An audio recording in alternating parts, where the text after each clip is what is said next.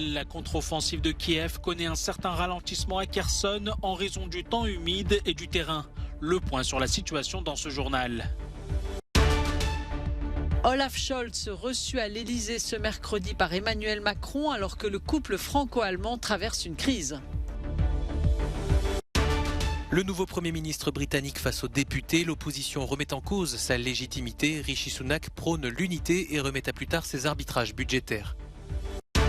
La Commission européenne veut rendre obligatoire, sécurisé et abordable les transferts d'argent instantanés, ces virements effectués en 10 secondes. Les troupes ukrainiennes sont aux portes de Kherson, la plus grande ville sous occupation russe dans le sud-est du pays. Mais la contre-offensive de Kiev connaît un certain ralentissement en raison du temps humide et du terrain. Le ministre ukrainien de la Défense, Oleksiy Reznikov, a toutefois affirmé que les forces de Kiev continuaient de maintenir la pression sur les troupes russes. Face à l'avancée de Kiev, Moscou s'organise et réagit. Les autorités d'occupation pro-russes ont commencé le 19 octobre ce qu'elles appellent les évacuations de civils sur place. Le chef de l'administration de l'occupation russe, Vladimir Saldo, a déclaré ce mercredi que plus de 70 000 civils auraient déjà quitté leur domicile en une semaine. Pendant ce temps, le président russe Vladimir Poutine a supervisé mercredi depuis une salle de contrôle l'entraînement de ses forces de dissuasion nucléaire. Le même jour, Moscou a répété à l'Inde et à la Chine ses allégations sur la préparation par l'Ukraine d'une bombe sale.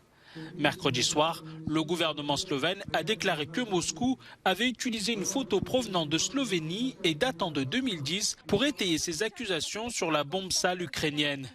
De son côté, le président ukrainien Volodymyr Zelensky a affirmé que Moscou aurait utilisé environ 400 drones iraniens pour attaquer la population ukrainienne.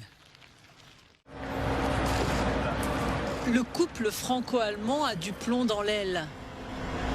Mais comment aplanir les divergences? C'était l'objectif de la rencontre à l'Elysée entre le président français et le chancelier allemand ce mercredi. L'Europe a plus que jamais besoin d'une relation forte entre ces deux moteurs, mais l'alchimie qui fonctionnait entre Emmanuel Macron et Angela Merkel s'est éteinte avec Olaf Scholz. Maintenant, tout d'un coup, on voit que les actions du nouveau chancelier Olaf Scholz créent la plus profonde division qui soit au sein de l'Union. Et cela crée clairement des tensions avec son allié historique, la France, qui constate le manque de volonté de l'Allemagne de collaborer davantage en partageant et en coordonnant plusieurs sujets politiques, à la fois en interne, sur notre manière d'utiliser l'énergie, et aussi côté politique étrangère, la réponse à l'Ukraine et maintenant aussi la relation avec la Chine. Le dialogue a été amical et constructif, selon les deux parties. Pourtant, Berlin et Paris ont de nombreuses divergences sur l'énergie, la défense, le nucléaire, sur plusieurs projets industriels communs. Mais le simple fait que cette visite ait eu lieu est un pas en avant, après le report en janvier d'un conseil des ministres franco-allemands qui devait se tenir ce 26 octobre en France. Le nouveau Premier ministre britannique a fait face ce mercredi pour la première fois de son mandat aux questions des députés. Un exercice politique particulier dans un hémicycle où l'opposition a décidé de l'attaquer frontalement. Le leader travailliste Keir Starmer a remis en question la politique et la légitimité de Rishi Sunak, qui est arrivé au pouvoir après un vote interne au Parti conservateur et non pas à l'issue d'élections. Même son propre camp sait qu'il n'est pas du côté des travailleurs. C'est pour cela qu'il a été battu par l'ancienne première ministre, la seule fois où il s'est présenté à une élection. Alors pourquoi ne laisse-t-il pas les travailleurs s'exprimer et ne convoque-t-il pas des élections générales ? Rishi Sunak, troisième chef de gouvernement en 50 jours, s'est défendu face au pic de l'opposition. Notre mandat est basé sur le manifeste sur lequel nous avons été élus. Une élection que nous avons gagnée en 2019, je vous le rappelle, et qu'ils ont perdu. Un mandat qui dit que nous voulons un système social plus fort, de meilleures écoles, des rues plus sûres, le contrôle de nos frontières et le nivellement par le haut. Rishi Sunak exclut tout scrutin anticipé qui serait dévastateur pour son parti, distancé dans les sondages par les travaillistes. Ces arbitrages budgétaires très attendus dans le contexte de crise économique et sociale seront présentés à la mi-novembre.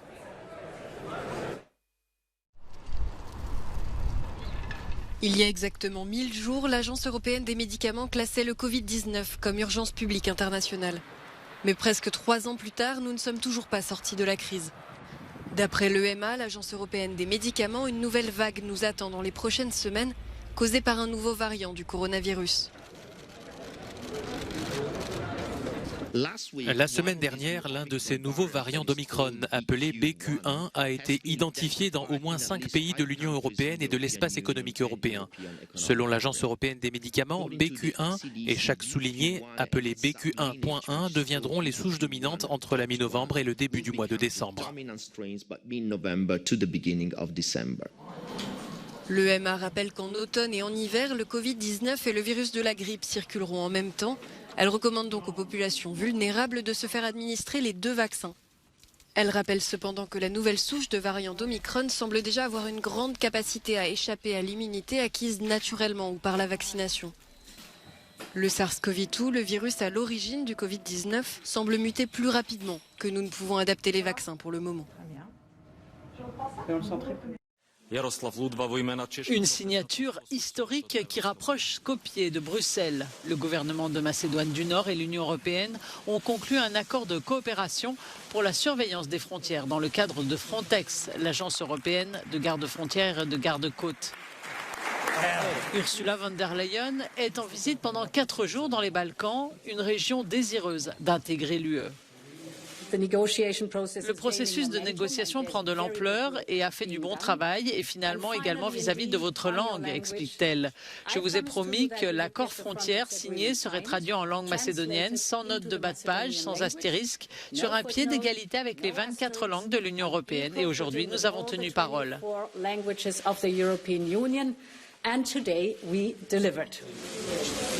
Frontex mène déjà des opérations conjointes avec d'autres pays de la région qui se trouvent sur la fameuse route de l'immigration clandestine des Balkans. Pendant ce temps, plus de 25 000 migrants sont toujours bloqués à la frontière entre la Grèce et la Macédoine du Nord.